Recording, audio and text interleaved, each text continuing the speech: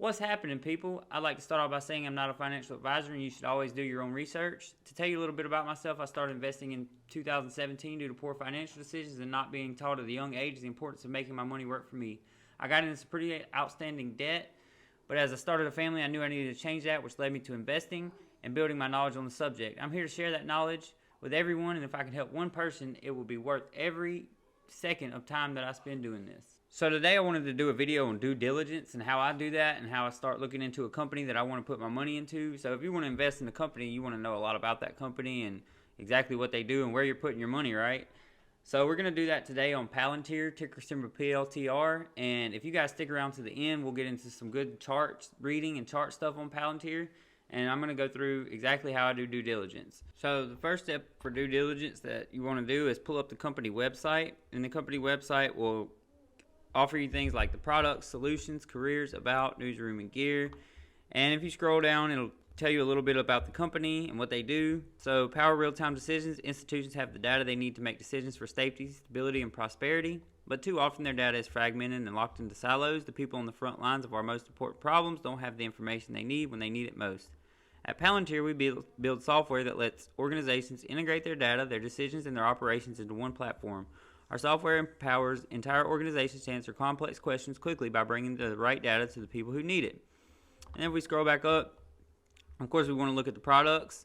So they have Gotham, Foundry, and Apollo. So if we look at Gotham, Palantir Gotham, integrate, manage, secure, and analyze all of your enterprise data. How does it work? Start with data from multiple sources, fuse the data into a human-centric model, tag, secure, and track all the data, bring the data to life for human-driven analysis. Gotham in action, powering rapid response after Hurricane Florence. In September 18, Hurricane Florence devastated North and South Carolina in the United States. The storm was responsible for thousands of displacements, over 1 million power outages, and an estimated $17 billion in damage. To help victims remove felled trees from their properties, muck out flooded houses, and tarp damaged roof, military, veteran, volunteer corps Team Rubicon deployed 1,000 volunteers and Palantir Gotham. Team Rubicon used Palantir Gotham's operations module so the National Operations Center and field teams could collaborate on planning and executing 6 consecutive operations. They combined publicly available flood data with weather information and social vulnerability census data to find commodities in greatest need. In the field, Team Rubicon, Incident Command, and volunteers used data to manage operations from triaging incoming help requests to dispatching assessment and work teams and producing shareable daily metrics and reports. With Palantir Gotham, Team Rubicon used data to marshal resources faster to those most in need. So basically, they're just a data integration and organization company. But if you don't understand this, you can just Google search it and look into what exactly all this means. But on the website, they also have investor relations. So if you go to About, you can go to Investor Relations. And in Investor Relations, they have news, events, financials, governance. So governance will tell you who the CEO is, the executive management, board of directors, things like that. And then financials will give you quarterly results and SEC filings, which we'll talk about in a minute. But another really cool thing that I like to use to do research, it is a great resource and tool, is Wallmine. And they have a website as well as an app. So if you pull up Wallmine, it'll tell you things about the stock price and what's going on with the stock, the market cap, and things like that. But if we scroll down, it'll tell you the SEC filings. And like I said, we'll talk about those in a minute. And the recent filings that they have. And their recent news from different articles online. So Friday, they had a Market Watch article. And then Yahoo on Thursday. Tuesday, they had Yahoo and Motley Fool did articles on them. And if we keep scrolling down, it'll say recent insider trading at Palantir Technology. So this is kind of rare that you're going to see all these sales. But if you do a search on why that's happening, they had a lockup on provisions that limited the liability of Palantir Technologies insiders to sell shares that expired last week, and is expected some in the company are taking advantage. Company co-founder Stephen Cohen sold 3.8 million shares over several transactions, according to regulatory filings, which General Counsel Matt Long sold 469,000 shares, and Chief Legal and Business Officer Ryan Taylor sold 190,991 shares. So there's basically a lockup on the insider selling shares, which is over, and they're basically just taking profits. So that's why you're going to see all these sales for Palantir. That's not to say that it's not a good company, right? They're just taking their profits off the table. And then if you keep scrolling down, it'll give you their quarterly estimates, profit margin, debt to assets, cash flow, and the balance sheet. So the balance sheet's really important. I'm not super versed on balance sheets, but I do understand a little bit, right? And Walmart makes it really easy. So if we look at their balance sheets, their quarterly balance sheets, you want to see if they're making more money at each quarter. And they definitely are at Palantir. So from June 30th to September 30th, 2020, they were up 20% versus the previous period, and then 11% the next period. So that's great growth, right? And then it'll tell you all the other information you need to know: assets, property, plant and equipment, liabilities, stockholders' equity. All those things will be on Walmart in their balance sheet. And so insider SEC filings of Palantir Technologies. So SEC filings, the important ones that you should know, I've pulled up right here on Investopedia. So the 10K, the Form 10K, is an annual report that provides a comprehensive analysis of the company's financial conditions. Though the Form 10K contains information that overlaps with the company's annual report, the two documents are not the same. Companies must submit this lengthy annual filing within 60 to 90 days of the close of the fiscal year. Form 10K is comprised of several parts. These parts include business summary, management discussion and analysis, financial statements, and additional sections. Also, we have Form 10Q. So Form 10Q is a truncated version of 10K that is filed quarterly. The form provides a view of the company's ongoing financial conditions throughout the year. The Form 10Q must be filed for the first 3 quarters of the company's fiscal year. The deadline is to file within 40 days from the end of the quarter. Unlike Form 10K, the financial statements in Form 10Q are audited and the information required is less detailed. And then lastly, we have the Form 8K. Form 8K is what a company uses to disclose major developments that occur between filings of the Form 10K or Form 10Q. Major company events that would necessitate the filing of a Form 8K include bankruptcies, receiverships, material impairments, completion of acquisition or disposition of assets, or departures or appointments of executives.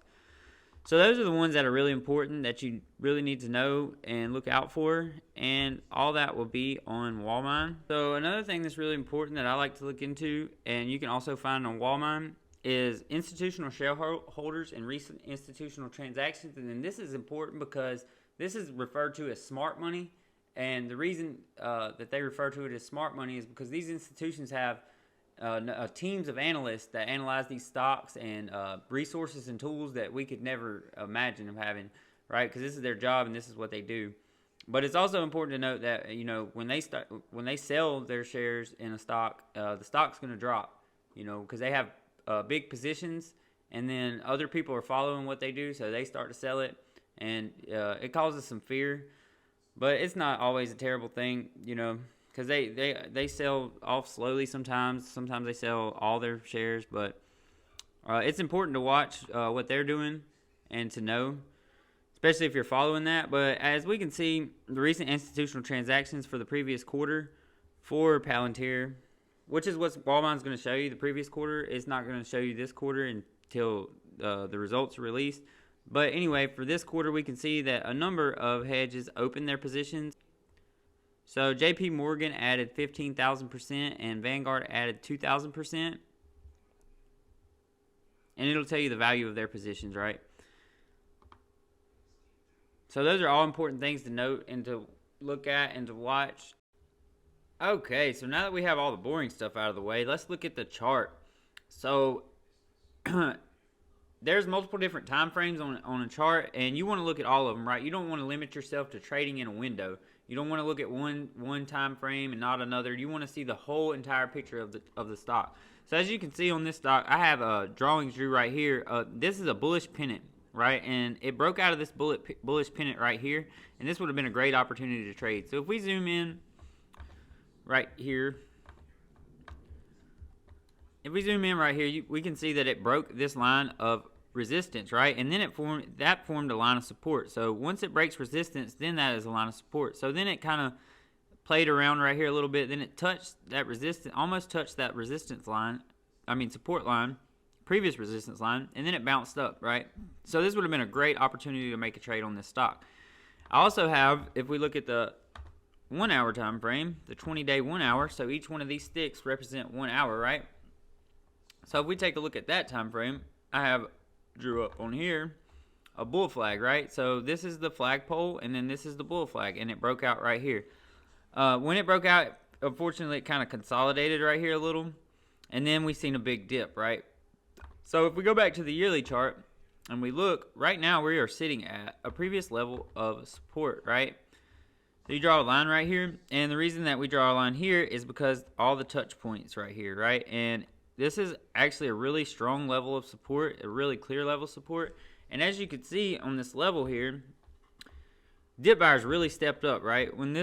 Every time this hit this level, they really stepped up. So what does that mean? Well, this is a really good sign for the stock. This is a really strong, clear indication that dip buyers are stepping up, right? So this would be a good entry point for this stock, in my opinion. And again, we're just doing due diligence here, but I would say that this would be a good entry point on this stock. And I like the chart. I like the setup. I like the way it's looking. And also, if you look right here, look at all this room we have right here. We have all this room to go back up.